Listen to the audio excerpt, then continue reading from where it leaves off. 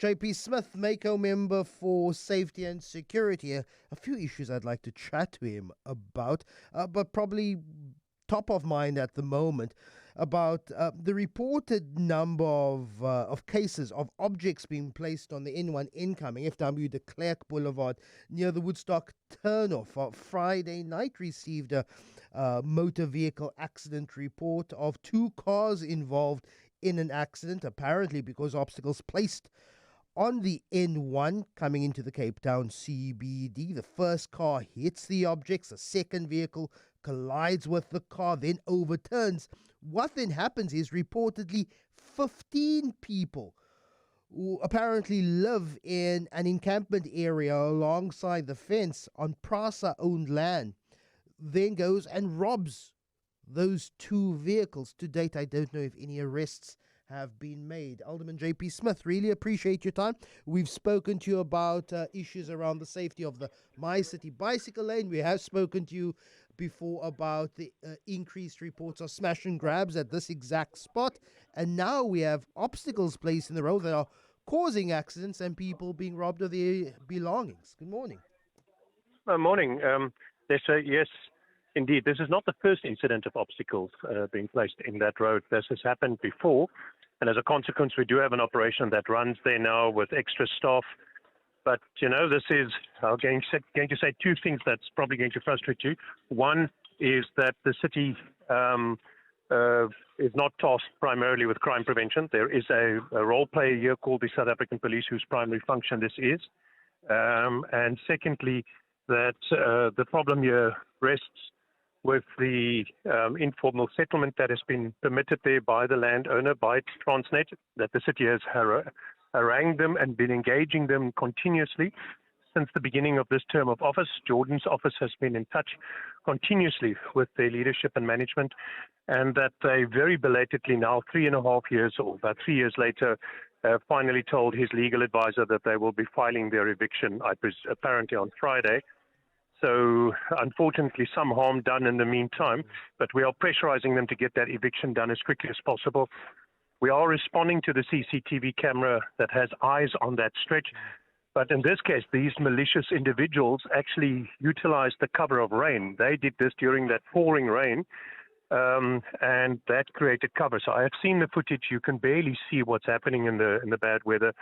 You can see a little bit of movement, but then they're also continuously crossing the road there, and it's not a freeway, so they are allowed to. So the freeway only starts further out at the intersection of Kuburg Road. So it's not illegal for people to cross there, but Jordan has been working this. Our mayor is busy with a plan to improve the fencing along many of these problem roads, and that is on the budget coming as well. Already we've had to sacrifice one Metro Police patrol van and put it on the bicycle lane underneath that Woodstock bridge around about Church Street. Do we have any facility to at least put some sort of monitoring station on that Church Street bridge, or as you're making that turn onto the N1 run close to that tile business where I've noted many people, because I drive around that time, that part of the road about 4 o'clock, 4:30 in the morning. That's where I often see people. Is the ability to put some sort of as a stopgap measure, a patrol vehicle there? There are patrol vehicles patrolling that area continuously, but they are working to limited hours, and I'm not going to repeat which hours because I'm not making it easier for them. And these individuals attacked just outside of those shift hours. So as with everything else, we'll have to extend that too, and we will be obliged to commit more and more resources to a response that isn't our obligation and a problem which we are not creating and is not on our land. But both of those we are tackling. We are rolling out the resources to respond, and I did discuss this with Commissioner Roberts after the incident. And the eviction application is imminent. So I do hope you're putting equivalent pressure on Transnet for them to get moving, because they get to hide in the shadows on matters like this when they are in fact the cause of these headaches. And of course, you can go one step further back to the cause of the problem, that being the fact that the South African Human Rights Commission got that counter spoliation interdict against the city and many other organizations during a part of COVID, which then allowed this very rapid growth of these settlements.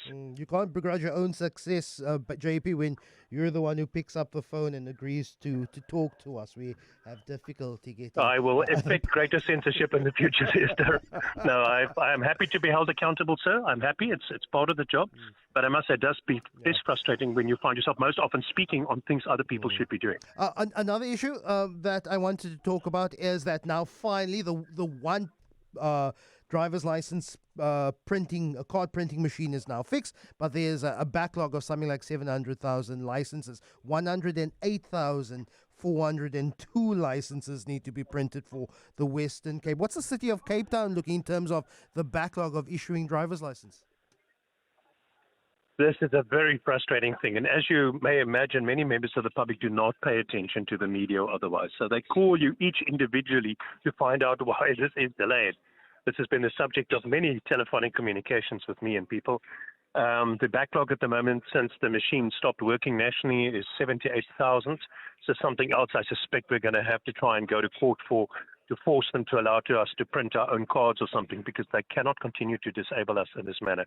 So about 78,000 backlog. And we noted that yesterday we received 192 cards. So at that rate, you can see it's going to take a little while for the backlog to be cleared. I'm not complaining too much. I'm in week 6 of waiting for my new cards. My temporary license valid for the next 6 months. I will keep it close. But you're saying there's on average 109 cards issued every day? That's quite a lot. Well, yesterday we got 192 cards, I think. Yes, 192 cards yesterday arrived. So at that rate, if I don't know how frequently these deliveries are going to be, but it's going to take a while to clear that 78,000 backlog. Your license, your temporary license should probably be okay, but this does mean that we're wasting people's time with having to apply and reapply for temporary things. And time is valuable to people standing in queues at driver's license testing facilities is not how most people want to spend their time.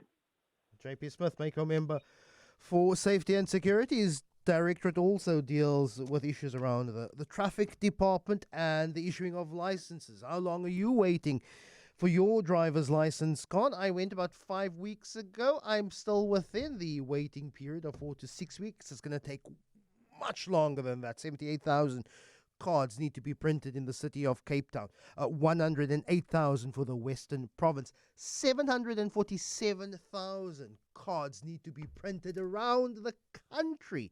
That's just the backlog. That's not the new applications that happen every single day. How long have you been waiting?